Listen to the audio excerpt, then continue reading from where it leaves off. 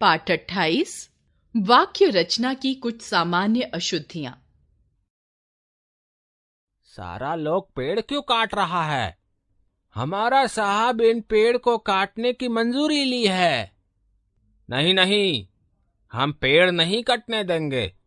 हम अभी दूसरा लोगों को भी बुलाते हैं। यह व्यक्ति तो पर्यावरण की रक्षा के लिए कितना चिंतित है। हम सबको भी होना चाहिए। लेकिन इन दोनों लोगों ने जो वाक्य बोले वे समझ तो आ रहे हैं, परंतु अटपटे लग रहे हैं, क्योंकि इनमें व्याकरण संबंधी अशुद्धियां हैं। इनके द्वारा बोले गए वाक्यों का शुद्ध रूप होगा, सारे लोग पेड़ क्यों काट रहे हैं? हमारे साहब ने इन पेड़ों को काटने की मंजूरी ली है। नहीं नहीं, मैं पेड़ नहीं कटने दूंगा। मैं अभी दूसरे लोगों को भी बुलाता हूं। शुद्ध एवं सुगठित भाषा का प्रयोग मौखिक और लिखित दोनों भाषा रूपों के लिए आवश्यक है, किंतु विद्यार्थी प्रायः भाषा की शुद्धता पर ध्यान नहीं देते हैं। वे उच्चारण, शब्दों की वर्तनी और वाक्य रचना में अनेक प्रकार की अशुद्धियां करते हैं। इस प्रकार की अशुद्धियों के सबसे मुख्य कारण असावधानी, जल्दबाजी, व्याकरणिक नियमों का ज्ञान न होना और क्षेत्रीय बोलियों का प्रभाव है। इन अशुद्धियों को लगातार अभ्यास, शुद्ध भाषा के अधिकाधिक प्रयोग, व्याकरण के नियमों के सही ज्ञान और मानक वर्तनी की जानकारी से दूर किया जा सकता है। वाक्य शोधन।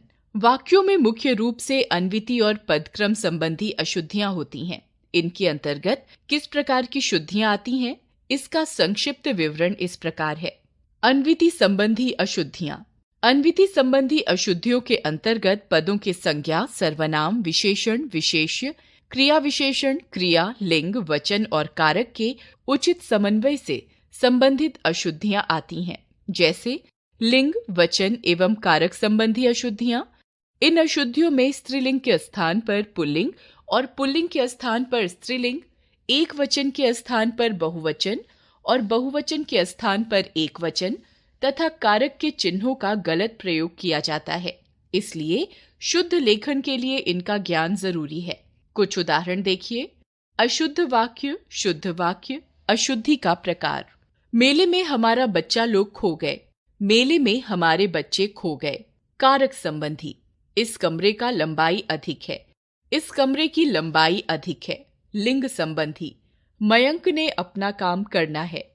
मयंक को अपना काम करना है। कारक संबंधी। मुझसे रोटी नहीं खाया जाता। मुझसे रोटी नहीं खाई जाती। लिंग संबंधी।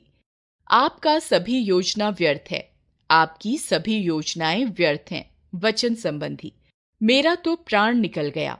मेरे तो प्राण निकल गए। वचन संबंधी। सरिता का पुत्र और पुत्री रुड़की गई है। सरिता का पुत्र और पुत्री रुड़की गए हैं। वचन संबंधी। हमारा देश का नाम भारत है। हमारे देश का नाम भारत है। कारक संबंधी। तुम तुम्हारे लिए क्या लाए हो? तुम अपने लिए क्या लाए हो? कारक सर्वनाम संबंधी। भेड़ के बालों से ऊन बनाए जाते हैं। भेड़ के बालों से ऊन बनाई जाती है। लिंग वचन संबंधी। विशेषण और क्रिया विशेषण संबंधी अशुद्धियां। अशुद्ध वाक्य, शुद्ध वाक्य। अशुद्धि का प्रकार। सारी मिठाइयां हाथ हाथ बिक गईं। सारी मिठाइयां हाथों हाथ बिक गईं। क्रिया विशेषण संबंधी। राजपथ पर रंग बिरंगे पंखुड़ियां बिखर गईं। राजपथ पर रंग बिरंगी पंखुड़ियां बिखर गईं। विशेषण संबंधी। ये मोटा मोटा किताबें मैं नहीं पढ़ सकता। ये मोटी मोटी किताबें मैं नहीं पढ़ सकता। विशेषण संबंधी। देश में सर्वस्व शांति है। देश में सर्वत्र शांति है। क्रिया विशेषण संबंधी। वहां चारों ओर बड़ा अंधेरा था। वहां चारों ओर घना अंधेरा था। विशेषण संबंधी। क्रिया संबंधी अशुद्धियां। अशुद्ध वाक्य, शुद्ध वाक्य। आप माया के स्कूल चले जाओ। आप माया के स्कूल चले जाइए। विनय विलाप करके रोने लगा। विनय विलाप करने लगा। आपका स्वास्थ्य कैसी है? आपका स्वास्थ्य कैसा है? आपको यह पुस्तक अवश्य पढ़नी चाहिए। आपको यह पुस्तक अवश्य पढ़नी चाहिए। क्या आप भोजन किए हैं? क्या आपने भोजन कर लिया है? सर्वनाम संबंधी अशुद्धियां। अशुद्ध वाक्य, शुद्ध वाक्य। कई लोग बाहर खड़े हैं। कुछ लोग बाहर खड़े हैं। मुझको, तुमको और विकास को माँ ने बुलाया है। मुझे, तुम्हें और विकास को माँ ने बुलाया है। अपने को तुम्हारी बातें अच्छी नहीं लगती। मुझे तुम्हारी बातें अच्छी नहीं लगती। वो घर में रहने लायक नहीं है। वह घर में रहने लायक नहीं है। पदक्रम संबंधी अशुद्धियां। पदक्रम संबंधी अशुद्धियों के अंतर्गत वाक्यों में पदों के गलत क्रम, अतिरिक्त पदों का प्रयोग और एक ही अर्थ रखने वाले दो पदों के प्रयोग की अशुद्धियां आती हैं, जैसे गलत पदक्रम और अतिरिक्त पद प्रयोग संबंधी अशुद्धियां। अशुद्ध वाक्य, शुद्ध वाक्य। वह अवश्य ही मेरे घर आएगा। वह मेरे घर अवश्य आएगा। बच्चे को प्लेट में रखकर फल खिलाओ। प्लेट में फल रखकर बच्चे को खिलाओ। विनीता पक्की ईश्वर की भक्त है। विनीता ईश्वर की पक्की भक्त या भक्तिन है। एक फूलों की माला खरीद लाइए। फूलों की माला खरीद लाइए। मुझे काटकर सेब खिलाओ। सेब काटकर मुझे खिलाओ। एक ही अर्थ रखने वाले दो पदों के प्रयोग संबंधी अशुद्धियां। अशुद्ध वाक्य, शुद्ध वाक्य। गिरीश पढ़ने और अध्ययन करने लगा है। गिरीश अध्ययन करने लगा है।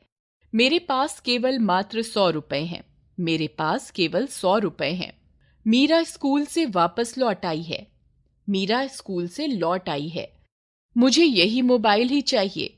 मुझे यही मोबाइल चाहिए। क्या बेफिजूल की बातें करते हो? क्या फिजूल की बातें करते हो? याद रखें, वर्तनी और वाक्य संरचना की अशुद्धियों का मुख्य कारण अशुद्ध उच्चारण, व्याकरण का सही ज्ञान न होना तथा क्षेत्रीयता का प्रभाव आदि है। व्याकरण के नियमों की जानकारी तथा मानक वर्तनी की जानकारी द्वारा इन अशुद्धियों को दूर किया जा सकता है।